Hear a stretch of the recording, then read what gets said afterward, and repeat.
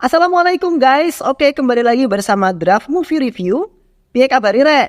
Terima kasih buat para penonton setia Draft Movie dimanapun kalian berada. Semoga kalian semua selalu sehat ya. Kali ini Draft Movie sudah merangkum sebuah film yang berjudul Tupaki. Bagaimana keseruan filmnya? Nah ini dia alur ceritanya.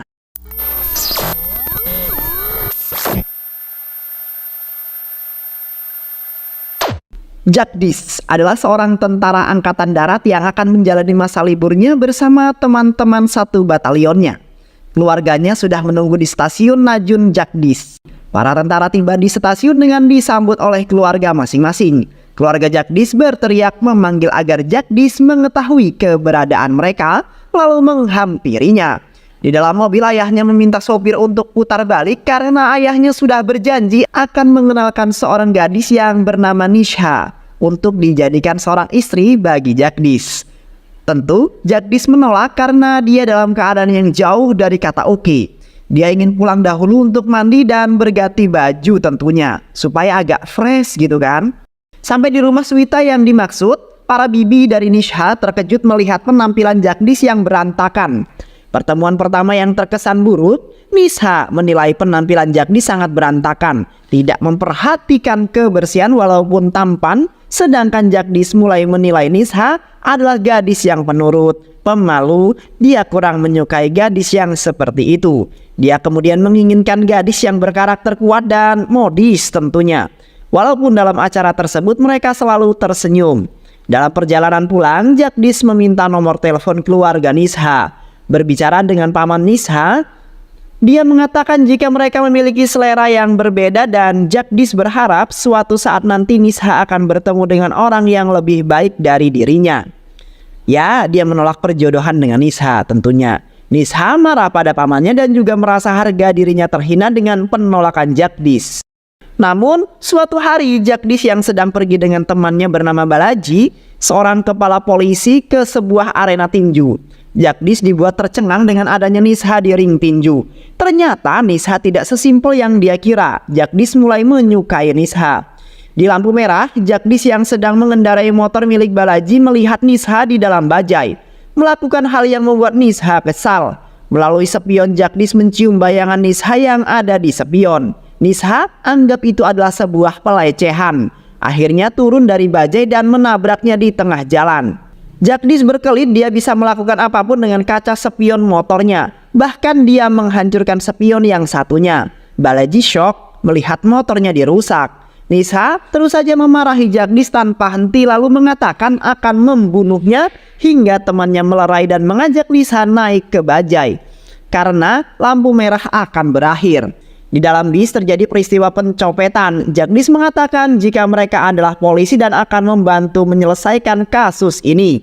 Mereka membagi tugas untuk memeriksa penumpang. Bis diberhentikan, Balaji bertugas di pintu depan sedangkan Jagdish di pintu belakang. Penumpang yang turun diperiksa satu persatu. Kondektur diminta untuk memeriksa bangku penumpang, namun saat pencopetnya tertangkap, ada seorang penumpang yang justru melarikan diri dan itu membuat Jagdish curiga dan memutuskan mengejar orang tersebut. Hingga saat orang yang dikejar berhenti karena tertabrak bajai. Jagdish menanyakan kenapa dia berlari sambil orang tersebut melihat ke arah bis. Tiba-tiba saja bis yang di dalam masih terdapat anak sekolah meledak. Tersadar dari syoknya, Jagdish kembali mengejar orang tadi dan berhasil menangkapnya. Menurut berita yang beredar, ledakan bom yang mengakibatkan korban jiwa dan luka-luka ini merupakan serangan teroris. Jagdish dan Balaji sekarang berada di sekitaran rumah sakit tempat para korban ditangani. Dan juga terduga pelaku peletakan bom dirawat akibat beberapa luka yang diperolehnya karena berkelahi dengan Jagdish. Sementara itu di perbatasan India dan Kashmir, otak pelaku bom ini melihat berita lalu menghubungi orang kepercayaannya yang membantunya di Mumbai melalui alat telekomunikasi yang sudah disetting hanya untuk mereka saja. Dia memerintahkan untuk membantu salah satu anak buahnya yang dirawat di rumah sakit untuk melarikan diri. Sebagai seorang tentara, intuisi Jagdish sudah terlatih. Dia sudah memperkirakan akan ada peristiwa yang terjadi di rumah sakit. Usaha melarikan diri berhasil setelah membunuh dokter yang bertugas, namun tidak lama saat terdengar suara tembakan, semua orang berlari ke arah sumber suara. Namun Jagdish yang melihat pelaku berusaha keluar dari rumah sakit, Jagdish mencegatnya di jalan sekitar rumah sakit. Bahkan berlari berdampingan. Tidak sulit buat Jagdish untuk menangkapnya, namun dia tidak ingin menyerahkan pelaku itu ke polisi. Ternyata Jagdish adalah anggota militer khusus yang tergabung DIA. Polisi yang mendatangi rumah orang tua Jagdish, mereka akan melakukan penjagaan karena menurut mereka Jagdish akan dijadikan target karena sudah membantu menahan pelaku yang kini melarikan diri. Ternyata Jagdish menahan pelaku itu di rumahnya tanpa ada yang tahu. Dia menginterogasi pelaku dengan memotong salah satu jari untuk mengetahui siapa yang sudah membantunya melarikan diri dari RS. Pelaku yang kesakitan hanya bisa berteriak tertahan karena mulutnya dilakban. Satu jari putus dan akan dilanjutkan ke jari yang kedua. Tidak bisa menahan rasa sakit, akhirnya pelaku memberitahu siapa yang membantu melarikan diri, yaitu seorang polisi yang bernama Basekar. Jagdish mendatangi rumah Basekar namun ditolak dengan alasan sudah larut, hingga dia menunjukkan foto pelaku yang ditahannya. Di atas foto mereka berbicara. Jagdish memperkenalkan dirinya sebagai seorang tentara yang tergabung dalam DIA. Bahkan keluarganya sendiri tidak tahu jika dia bagian dalam DIA. Jagdish sengaja memberitahukan diri pada Basekar agar tidak penasaran karena pilihan yang akan diberikan padanya akan membawa rahasianya sampai ke liang lahat. Jagdish mengeluarkan 2 soft gun. Satu adalah rakitan dan satu lagi miliknya yang resmi. Dia memberikan 2 option. Pertama, menembak dirinya sendiri dan keluarganya tetap akan mendapatkan santunan atau Jagdish yang menembaknya. Keluarganya tidak akan mendapatkan apa-apa. Namanya akan rusak karena telah membantu pelaku peledakan bis, dan keluarganya akan hidup dengan sanksi sosial seumur hidupnya. Dia akan membuat anak Basekar menjadi pengemis dan membuat istrinya menjual diri di jalanan. Menembak dirinya sendiri adalah pilihan terbaik. Setelah itu dengan lincah Jagdish kemudian menuruni bangunan gedung dengan melompat balkon yang ada. Kembali ke rumah, Jagdish yang teringat tas yang dibawa pelaku, memeriksa semua isinya dan menemukan sebuah kertas yang berisi tanda bulatan merah. Berpikir sejenak, dia membuat nomor yang kemudian saling dihubungkan sesuai dengan nomor yang dibuatnya. Membuka peta India di laptopnya. Ternyata itu adalah sebuah tempat-tempat yang ada di India. Bertanya kapan mereka akan melakukan serangan yang selanjutnya? Jawabannya adalah tanggal 27 Desember. Ternyata mereka berencana meledakkan bom di beberapa tempat yang telah ditentukan secara bersamaan pada tepat di tanggal 27 Desember. Jagdish mulai menyusun rencana sambil bermain Rubik. Saat pulang dari pesta, Nisha melihat Jagdish sedang berada di lapangan, kemudian dia menghampirinya. Nisha mengatakan jika dirinya ingin menikahi Jagdish, tentu dia terkejut dan mengatakan apa yang membuatnya berubah. Kapan dia memikirkannya, kata Jagdish. Setelah itu Nisha mengatakan jika pamannya sudah menjodohkannya dia dengan seorang tentara, namun dia tidak menyukainya. Jadi Nisha meminta tolong padanya untuk datang ke sebuah kafe esok pada pukul jam 12 untuk berbicara pada laki-laki tersebut agar mau membatalkan perjodohannya. Kini mereka sudah berada di depan kafe yang dimaksud. Saat masuk ke dalam, Jagdish terkejut karena komandannya lah laki-laki yang dijodohkan dengan Nisha. Dia tidak dapat berbuat apa-apa selain memberi hormat dan terdiam sambil mendengarkan komandannya berbicara mengenai Sweta yang akan dijodohkan dengan dirinya. Jagdish, నువ్వు వచ్చే? Yes, sir. Balaji berada di kamar Jagdish dan mengatakan mengenai teroris yang melarikan diri ada di rumah sakit. Akhirnya dia memutuskan untuk jujur pada Balaji dengan membuka lemari. Terkejut dengan yang dilihatnya, polisi mencarinya kemana-mana, namun dengan santainya Jagdish menyembunyikan tepat di kamarnya. Jagdish menyuntikkan obat bius lalu melepaskan ikatannya. Dia akan sadar dalam beberapa jam. Sekarang mereka akan pergi berpesta karena tanggal 27 Desember adalah hari pernikahan teman Jagdish dan juga teman lainnya dari batalion yang sama. Mereka berkumpul di gereja berfoto bersama. Saat menyantap hidangan resepsi, Balaji yang gelisah terus saja mengingatkan Jagdish untuk pulang karena waktu semakin menyempit. Dia terkejut jika teroris yang berada di rumah Jagdish itu akan sadar, lalu kemudian melarikan diri. Dengan santainya Jagdish mengumpulkan teman-temannya dan mengatakan jika dia memiliki permainan buat mereka semua. Tentu ini adalah permainan yang sesungguhnya. Mereka semua akan berada dalam satu tim dan permainan akan dimulai setelah pesta ini. Mereka bersorak gembira karena akan bermain game. Sekarang mereka berada dalam van yang ada di depan rumah ayahnya Jagdish. Dia memberitahu jika targetnya akan keluar dari rumahnya dan tugas mereka adalah mengikutinya. Dan benar saja teroris itu keluar dari rumah melalui jendela.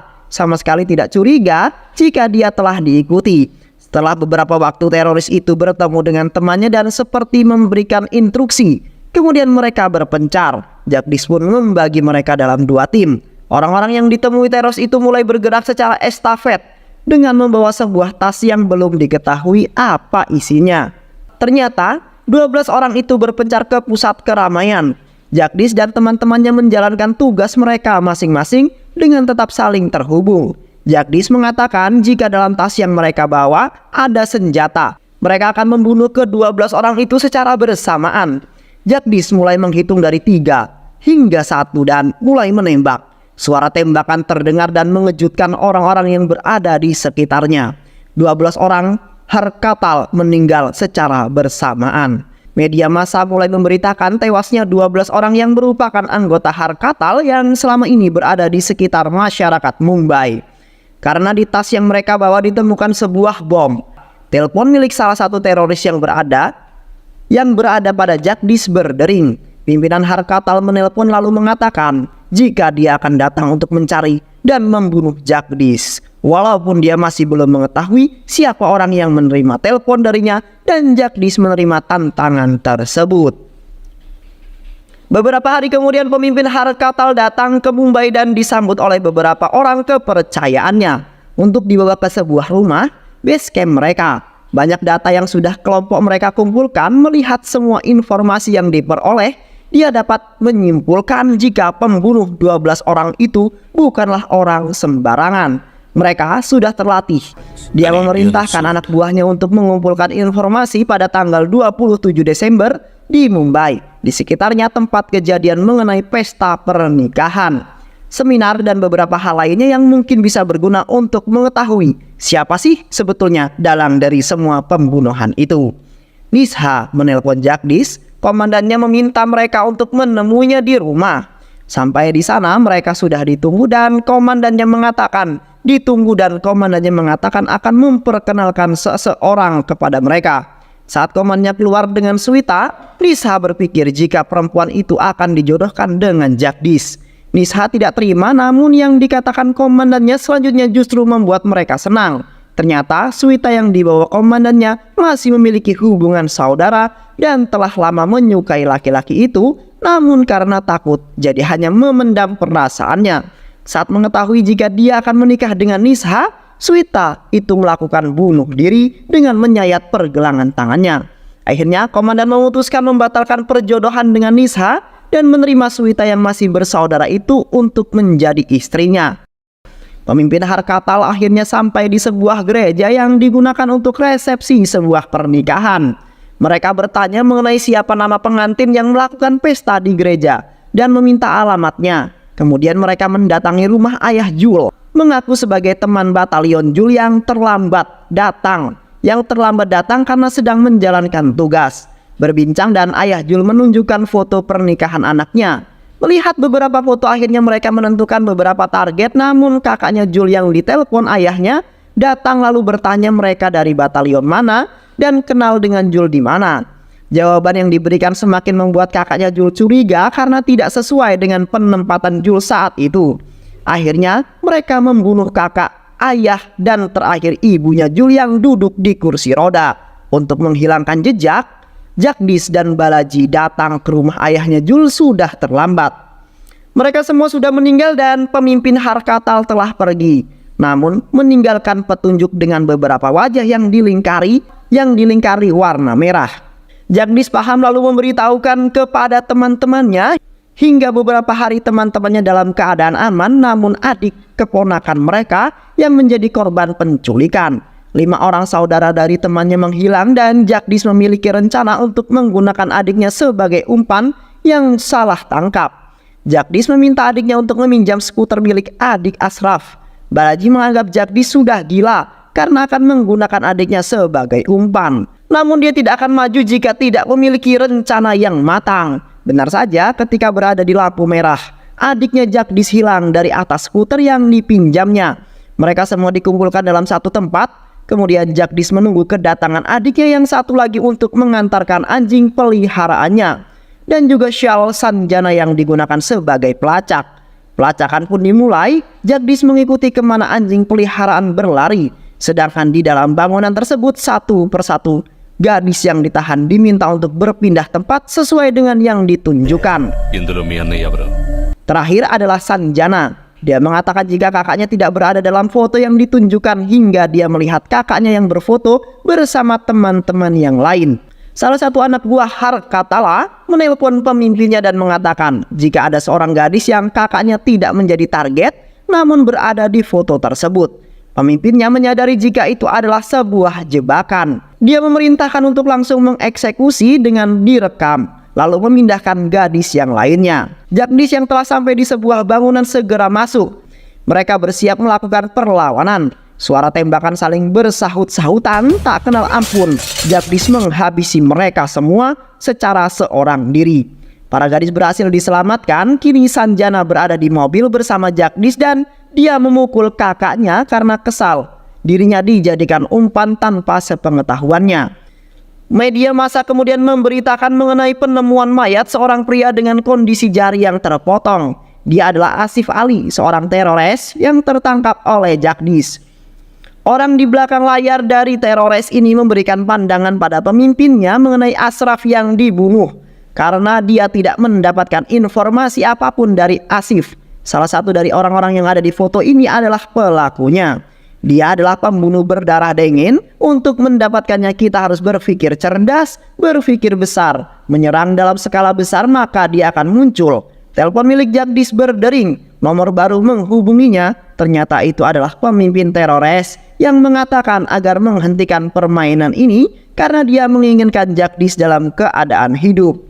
Dia memberitahu jika ada bom di Mall Infinity dan di sana ada Chandra beserta keluarganya. Benar saja, saat Jagdish menelpon, Chandra berada di sana, namun Chandra tidak melarikan diri. Dia masih mengamati sekeliling hingga bom kemudian meledak. Jagdish dapat mendengar ledakan tersebut, lalu pemimpin teroris menyebutnya satu persatu teman-temannya dan di mana mereka kini berada dengan tujuan membuat Jagdish mengikuti keinginannya.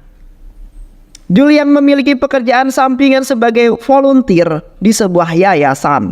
Membuat janji dengan Jagdish untuk menceritakan sebuah cerita kepada mereka. Ternyata apa yang diceritakan oleh Jagdish adalah sebuah rencana yang akan dia lakukan. Dia akan menanamkan alat pelacak yang akan ditanam di bawah kulitnya, lalu Balaji yang akan mengawasi pergerakannya melalui pelacak tersebut. Jul akan meletakkan peledak di lambung kapal hingga saat tiba waktunya kapal itu akan meledak. Sengaja dia menceritakan sebagai salah satu bentuk untuk menghibur dirinya sendiri karena dalam misi kali ini bisa saja dia kehilangan nyawanya, mati bersama dengan pemimpin teroris. Balaji menentang keras apa yang akan dilakukan Jagdish dengan mengatakan untuk memikirkan keluarganya, namun Jagdish memberikan contoh teman-temannya yang sudah pergi terlebih dahulu untuk melindungi negara. Bagi mereka, seorang tentara harus mendahulukan keselamatan negara dibandingkan kepentingan pribadinya. Bahkan Jagdish juga memberikan contoh mereka yang sekarang berada di belakangnya kehilangan anggota tubuhnya dalam tugas. Jika sampai dirinya tidak selamat dan menitipkan keluarganya pada Balaji untuk sekedar menengok mereka. Sebelum berangkat, Jagdish juga bertemu dengan Nisha lalu mengatakan agar Nisha mencari laki-laki yang dapat membahagiakan dirinya. Namun Nisha menolak dan akan tetap menunggunya. Persiapan pun kemudian dilakukan sematang mungkin. Tiba di tempat yang telah disepakati, Jagdish menerima telepon yang mengatakan jika akan ada seseorang yang akan memeriksanya. Orang itu tepat berada di belakang Jagdish dan mulai memeriksa dan mengambil senjata. Telepon yang ada padanya, hal pertama yang dilakukan Jagdish adalah membawa sebuah mobil ke suatu tempat, memarkirkannya. Kemudian berganti mobil kembali memarkirkannya hingga beberapa kali. Pergerakan Jagdish ini mendapatkan pengawasan dari Balaji yang kemudian memberitahukan pada Jul yang akan menjalankan tugas selanjutnya. Mengikuti titik terakhir di mana Jagdish berada, mereka membawanya ke sebuah kapal yang di sana sudah menunggu anak buah pemimpin teroris. Jagdish adalah nama yang diperkenalkannya pada pemimpin teroris. Dia lantas menunjukkan rekaman video di mana di semua mobil yang di dalamnya ada bom dikemudikan oleh Jagdish. Kami akan meledakkannya lalu mengirimkan video ini kepada polisi dan mereka akan memburumu. Ternyata kelompok teroris ini memiliki anggota dalam pemerintahan. Dia yang membantu menemukan 12 anggota tentara yang terlibat dalam pembunuhan anggota teroris. Mereka akan membuatnya menjadi sekretaris Kementerian Militer yang akan memasukkan anggota kami ke dalam militer dan melakukan perekrutan. Sementara itu Jul telah berhasil memasang bom dan mengaktifkannya. Di atas dek, Jagdish dengan tangan terborgol mendapatkan pukulan dari pimpinan teroris dan juga penyiksaan lainnya.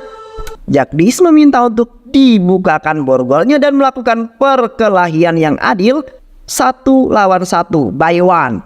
Jagdish berloncat-loncat kecil untuk sedikit menghilangkan rasa sakit di tangannya. Saat tangannya sudah kembali normal, mereka melakukan perkelahian dengan tangan kosong.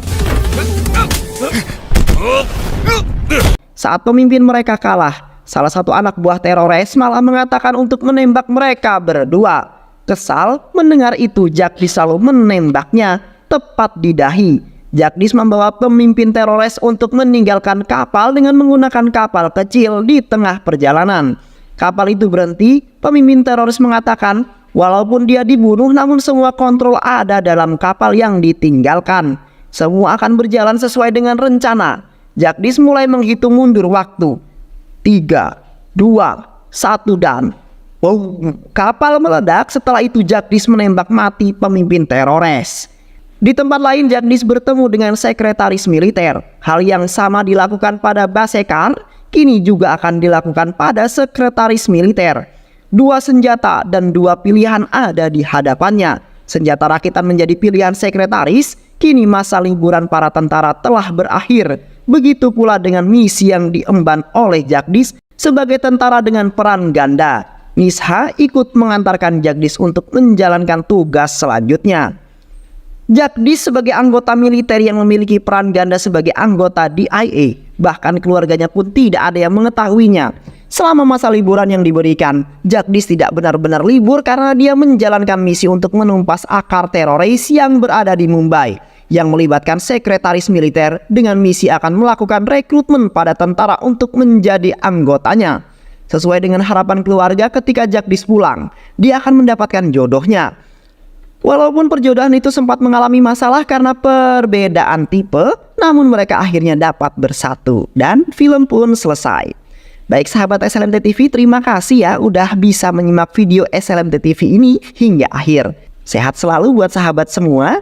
Terima kasih juga untuk sahabat-sahabat semua yang selalu setia menonton video-video SLMT TV. SLMT TV pamit, sehat selalu. Wassalamualaikum warahmatullahi wabarakatuh.